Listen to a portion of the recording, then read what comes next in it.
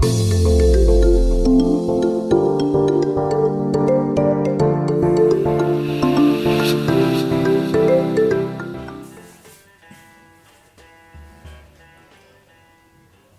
привет, дорогие друзья, другие подруги, здрасте.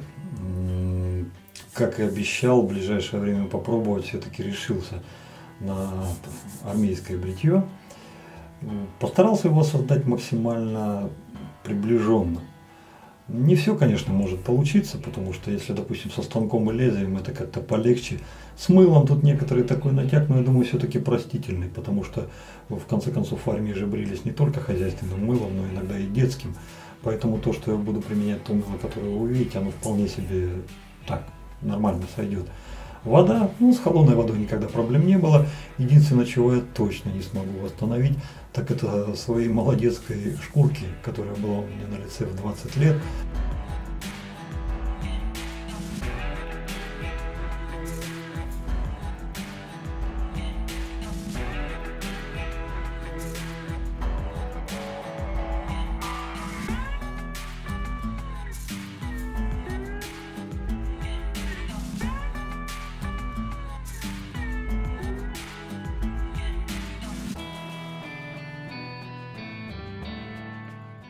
Но это уже что есть, то есть.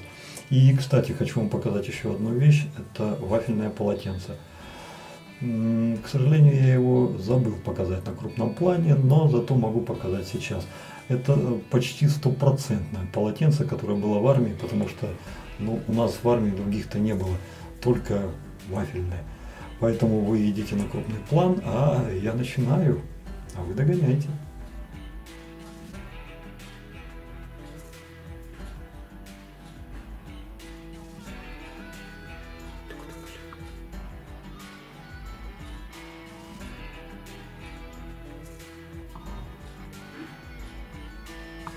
И все же мы сложим сегодняшнее наше армейское бритье. Масримас.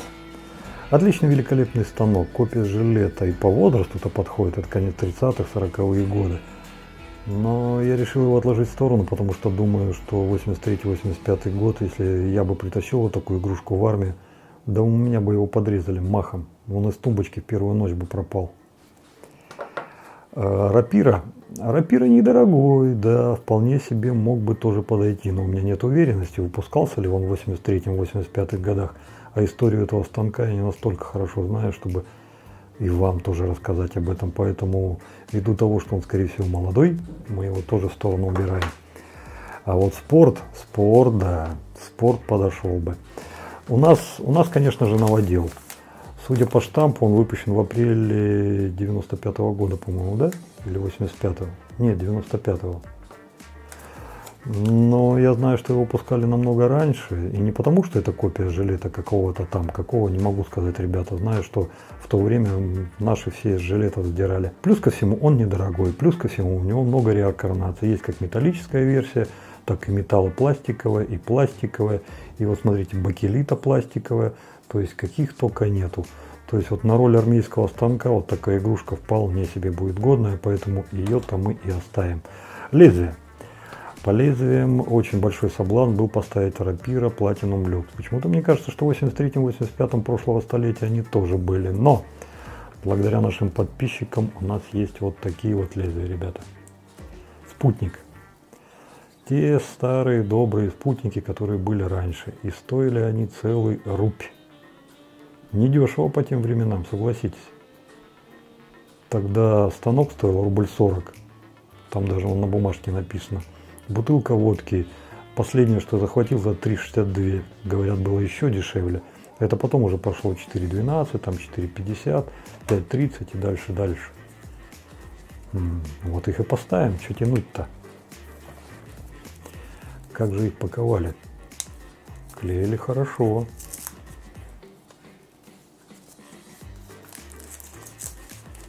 Ой, пожелтела вся.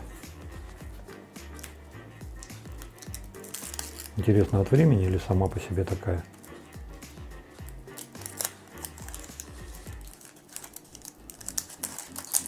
Вот что. Нержавеющая сталь. А здесь вот так. Что ж, давайте поставим.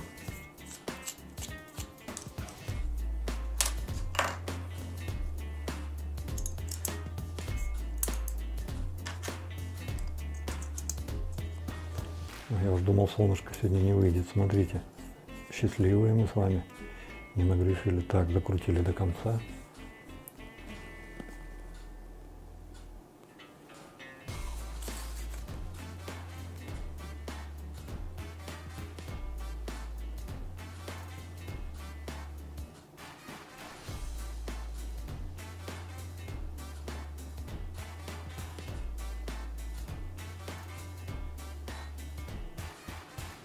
Вот такой красавчик нас сегодня побреет.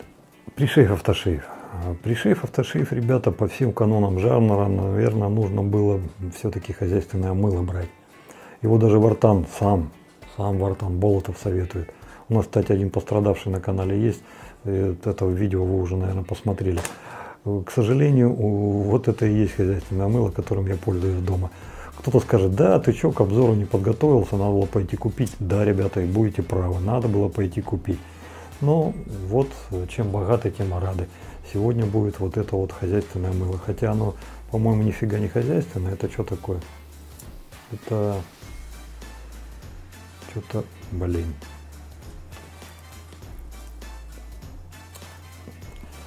Для дам и господ, для крестовников. Ну, короче, вот эта красота, ребята, продается в пятерочке. Какой-то, видать, завод с пятерочкой связался хорошо. И вот сейчас там это продается не задорого. Там вообще что-то, по-моему, рублей 20 или 30. Именно поэтому я вот любимую и попросил, чтобы она вот это мыло нам все время покупала. Мне оно нравится. Подойдет ли для бритья, узнаем совсем скоро. Ну, а за автошейф я вам говорить не буду. Это будет самый настоящий армейский. Холодная вода. Морковка. Ты что здесь забыл? Ты у нас рыжая. Ты у нас рыжая.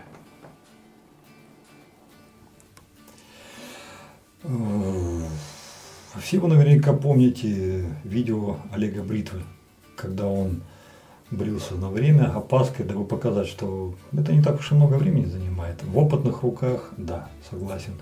В моих это заняло бы совсем другое время. Ну так и что сравнивать, там, Олег Бритва и кто я в бритье опаской. Но тем не менее я все равно решил поставить секундомер и решил сделать это несколько чуть-чуть по-другому. Во-первых, я его постарался максимально отвернуть от себя, дабы на него не пялиться. Мне это нафиг точно не нужно. Да, я буду стараться бриться побыстрее, помню, что все-таки в армии, я еще не забыл, как это делается. Но с другой стороны, я не хочу, чтобы фактор времени влиял как-то на то само бритье. Я же в армии, я и так знаю, что быстрее, потому что если не добреешься, пинка под сраку и пойдешь такой, какой есть. А не бритый на плацу, но это уже боец, это залет. Поэтому хочешь не хочешь, а надо быстро. Ну что ж, так, станок у нас готов. Мыло у нас готово. Полотенце у нас тоже есть. Поэтому заводим шарманку. Первая рота, подъем! 45 секунд строится по полной форме одежды. Время пошло. И спичка так турц. Так, поехали.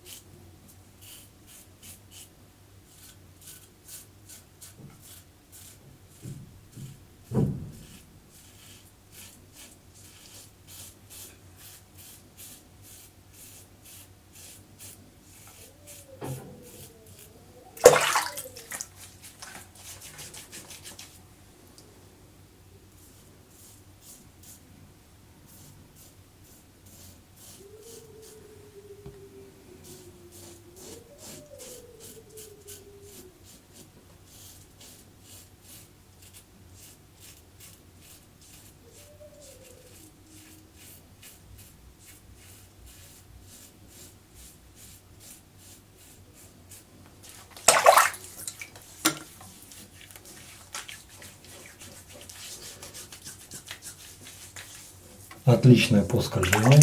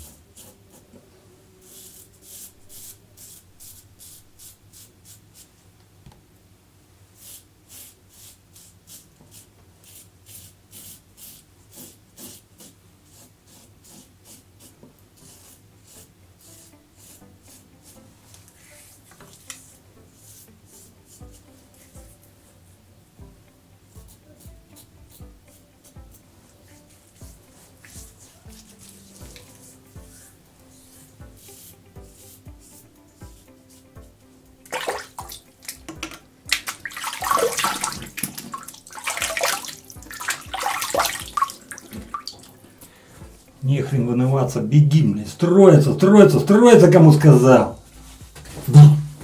Ребята, пинки под сраку пошли, все, уже пора.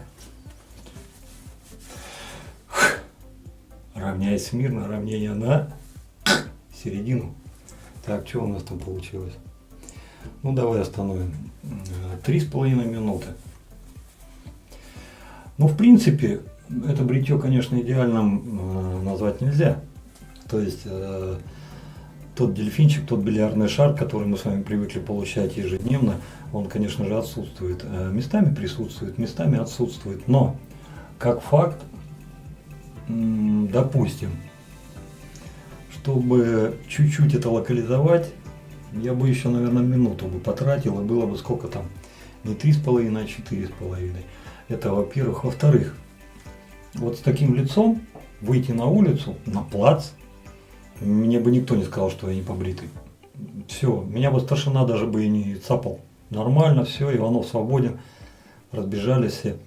Что же касается простой жизни, вот так вот, как сейчас, я чуть-чуть пропустил, то да, вполне себе такой бы вариант тоже пошел. Понятно, что уже к обеду где-то там уже полезет, и к вечеру там уже надо будет снова бриться. Но тем не менее, если на скоряк так пробежаться, вжик-вжик, то вполне себе.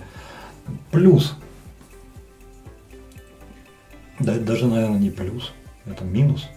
В этом бритье нет никакого кайфа совершенно. Это вынужденная мера, это то есть ты быстро что-то делаешь.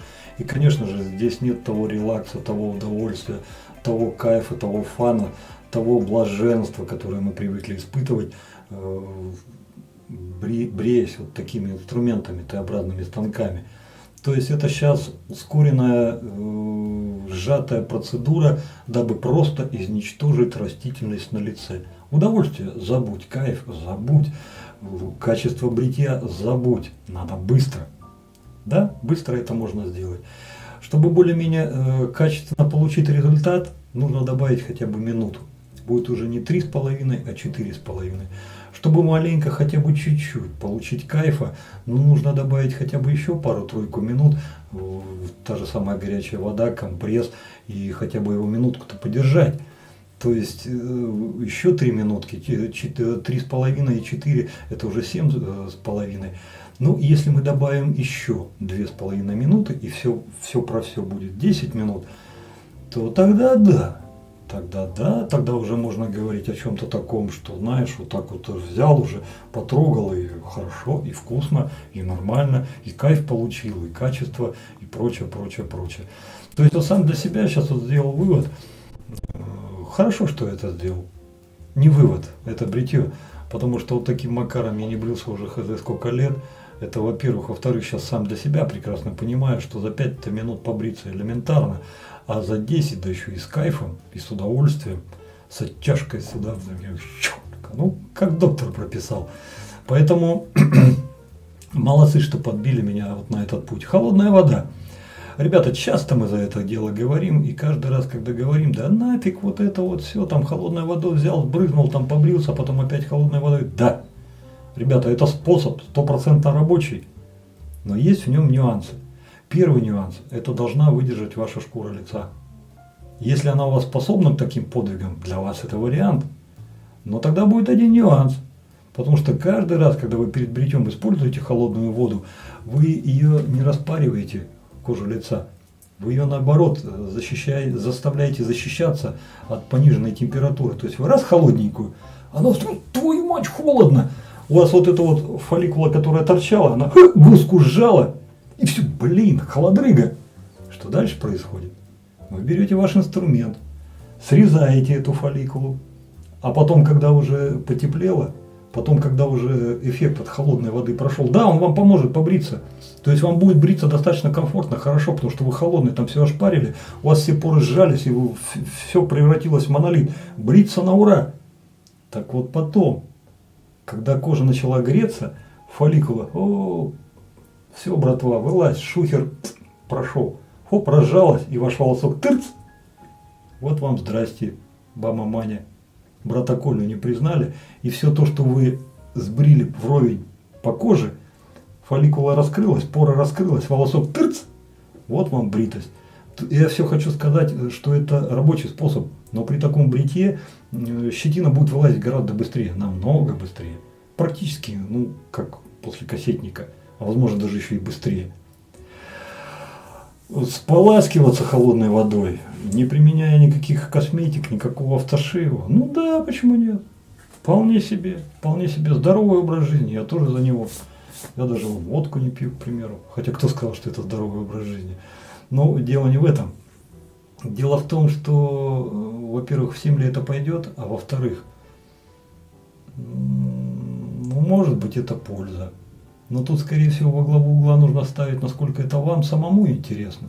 То есть, насколько вам это по кайфу. Если вам это вставляет, если вам это как-то нравится, то да, и такой вариант тоже возможен. А если вы хотите каких-то других ощущений, тогда автошейвы, тем более, что это не только другие ощущения физические, но еще и аура запаховая. То есть, вы это еще полной ложкой хапнете там. Метку бы, знаете, как вот тут. Вот так вот метку вы и хапнете. Это совсем другая сторона. Тут нужно посмотреть, что вам больше нравится. А других каких-то явных особенностей в таком способе бритья сам для себя не нахожу. То есть, да, это можно, когда это надо. Там где-то на природе. Утка полетела, а вы еще не добрились. Так, ща, погоди, ща, 6-7. И там пошел бам-бам-бам-бам-бам. Или, допустим, утром на работу торопитесь. Теперь я точно знаю, что те люди, которые говорят, что да ты что, да у меня времени нет, кассетиком тыр-тыр-тыр. Ребят, самое лучшее мясо это сало. Самый лучший кассетник это Т-обратный станок. И недорогой. На этом разрешите с вами, ребята, попрощаться. Добра, счастья, радости. Извините, что в этот раз так коротко, но сам способ подразумевал тут, о чем могли потрындычали, а все остальное это ваши комментарии, это ваши вопросы под этим видео. И в следующем видео я, конечно же, постараюсь на них ответить. Кстати, кому что интересно, не стесняйтесь, задавайте, что знаю, всегда скажу, а что не знаю, скажу вам по секрету. Я тут не один, нас много, вот столько. Тут сейчас только спроси что-нибудь, хлопцы как налетят, да они вас ответами закидают нафиг. Все, пока-пока, до новых встреч. С вами был я, Вадим. Подписывайтесь на канал, берегите себя. До новых встреч.